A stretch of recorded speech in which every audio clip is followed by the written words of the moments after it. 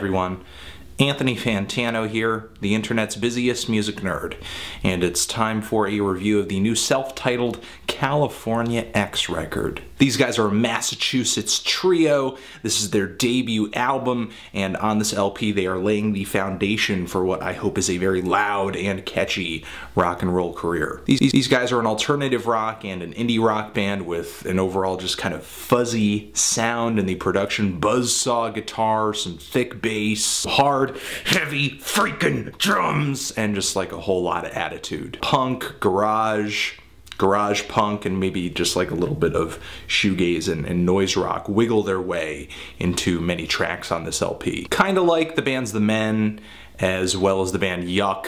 These guys kind of create this Frankenstein monster of an album that's kind of an amalgamation of all of these groups that they really love from the late 80s to mid 90s. Groups like Dinosaur Jr., Sonic Youth, but I think some more modern comparisons that may sit well with people are guys like Jay Retard, for example. And there are moments where songs on this LP really kind of feel like I'm listening to Waves, but way less obnoxious. It is kind of noisy and distorted. It does have kind of a strong indie rock vibe, even when they go on a longer journey here with a song with some sort of stoner rock-esque riffing. And there's actually quite a bit of heaviness, just like this overbearing quality to the guitars that I love a lot.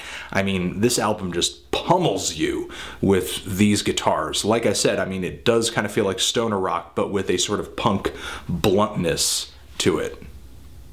No pun intended there. However, if you are looking for something bold, experimental, or challenging, you might just want to look elsewhere. I mean, pretty much everything on this LP is just no bullshit. The song Spirit World has this swinging rock and roll riff that sounds like something Chuck Berry would have played back in the day. It's clashed with these blaring, fiery guitar leads that sound like they're being pumped out of this tube amplifier turned all the way up. It's got a lot of energy to it, but just the lack of adventure on so many of these tracks in terms of the chord progressions and just the riffs that the guitars are playing, it does kind of lead to a somewhat lackluster album because there aren't really any surprises. There isn't really much I can say that the band is doing that is sort of distinct to this record. For example, the songs Pond Rot and Mummy, I mean, the riffs and chord progressions on those tracks, I mean, I just kind of feel like they're sort of a dime a dozen. With the riffs on this LP, there's a lot of major second intervals, a lot of syncopated guitar and drum hits that segue one section of the song to another, and for sure, the band's guitar leads, I mean, they scream out like they are the most significant thing going on in music right now. So the energy and the desire are there to the point where, you know, California X is pretty, I guess you could say, convincing. It's just stuff like the lack of adventure with the writing, or even the vocals too, which do very little to kind of pull this album out of this somewhat generic slump. Or like a commonplace funk. Sort of like that Mets album that I dug last year. This album sort of feels held back by the fact that the vocals aren't really stepping up.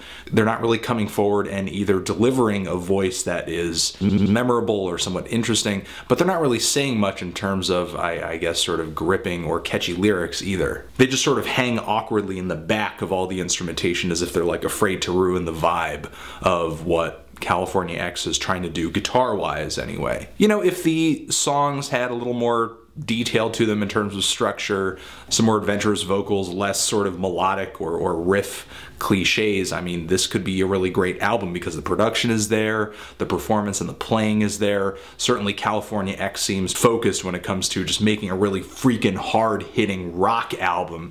It just sort of needs that spice to kind of give it some replay value and just kind of give it some nooks and crannies to dive into to really kind of bring it to the next level, in my opinion. I'm feeling a decent to strong 6 on this LP. If you've given it a listen, what did you think of it? Did you love it? Did you hate it? Why? And what do you think I should review next?